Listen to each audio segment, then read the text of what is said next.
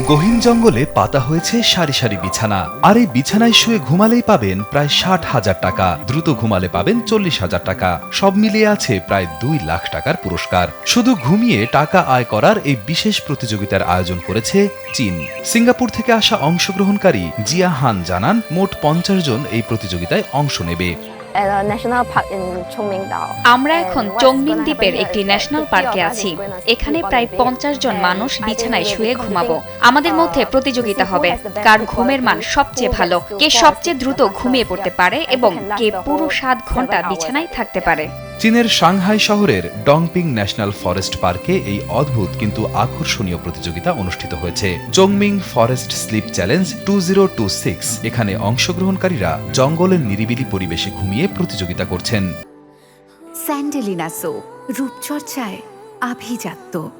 শান্ত বসন্তে বনের মধ্যে বিছানা পেতে চোখে মাস্ক পরে তারা ঘুমিয়ে আছেন, আর বিশেষ যন্ত্র দিয়ে তাদের ঘুমের মান ও সময় সরাসরি মাপা হচ্ছে।